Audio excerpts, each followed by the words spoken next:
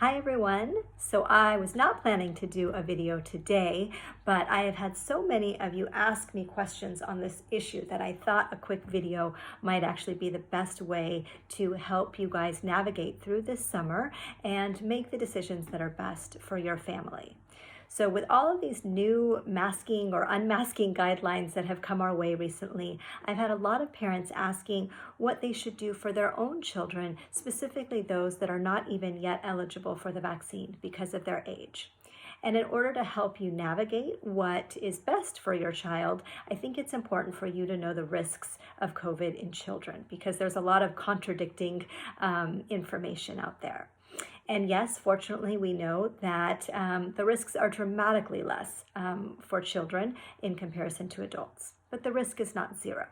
And for some, the risk is so low that parents are going to feel comfortable saying, I'm okay with my children going back to living their pre-pandemic life.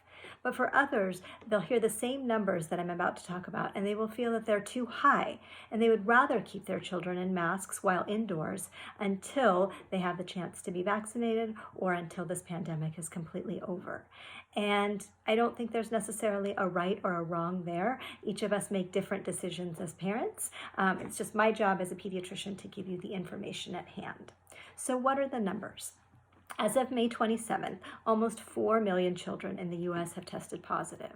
Fortunately, the weekly case number, which was 34,500 last week, has been the lowest that it has been since mid-October. Overall, kids have accounted for 14% of COVID cases within the United States. But as more adults have become vaccinated, children are gradually accounting for a greater and greater percentage of positive cases. And the most recent percentage was 24% of all cases. In terms of hospitalization, somewhere between 0.5 and 2% of children with COVID will require hospitalization, and children actually account for 1 to 3% of all COVID hospitalizations. To date, there have been more than 200,000 children who have been hospitalized with COVID. In terms of death, a conservative estimate is that 322 children have died from COVID since the pandemic began. But this really depends a bit on the various data collection systems that we have out there, and the range is anywhere from 300 to 600. And it's important that you realize that this is with precautions in place thus far. And that's in comparison to one pediatric flu death in the 2020 to 2021 season. So as the precautions lift, I hope that these numbers will not increase simply because cases are coming down. But we also have to err on the side of caution because our kids are not the ones that are vaccinated as of yet. And it's important for you parents to know that most hospitalizations and deaths do occur in kids who have underlying medical conditions. This can be a variety of metabolic or neurologic conditions, kids who have suppressed immune systems for a variety of reasons, but obesity has also been found to be one of these risk factors as well, and this is quite common within the United States as well. Next, I want to talk about the risk of MIS-C, or multisystem inflammatory syndrome in children. And this is a very serious complication that occurs in children about 2 to 4 weeks after the actual infection itself. It affects multiple organs within the body, and it often requires a week-long stay in the pediatric ICU. There have been 3,742 cases of MIS-C that have been documented, and that was as of May 3rd, so about a month ago. The average age is 9 years old, but it has affected virtually every age of children. And 63% of cases are in our Latinx or Black children. So there does seem to be a bit of a predilection there as well. And it can happen regardless of underlying medical conditions, as well as after a mild or even asymptomatic infection in kids. Lastly, we have to talk about long COVID, and this refers to the persistence of symptoms well beyond the acute infection. So approximately a month after infection, these individuals continue to struggle with fatigue, muscle and joint pain, headache, insomnia, respiratory problems, heart palpitations, gastrointestinal problems, nausea, dizziness, seizures, hallucinations, or even testicular pain in males. The rates of long COVID are unknown, Some reports say it's as low as 2%, but others say it's as high as 40%. So again, we need more research in this area before we can accurately say how often this is happening, not only in adults, but in children as well. It's important for you guys to know it can happen in kids, and it's very difficult and frustrating to watch as a parent and as a pediatrician. So now that you have an idea of COVID in kids and why your average pediatrician is worried about COVID in kids, what do we do about it this summer? Well, first of all, we know that our children's mental health has suffered throughout this past year, the pandemic. Fortunately, things are getting much better and hopefully will continue to do so as more and more people get vaccinated. Play and socialization are so important for our kids, and we have to let our kids do these activities at least in a safe manner, perhaps with some precautions in place, depending on how you feel comfortable. Now, what I have next are my recommendations for masking, travel, summer camps, and hopefully they'll give you an idea of how to navigate the summer for your kids. So first, masks.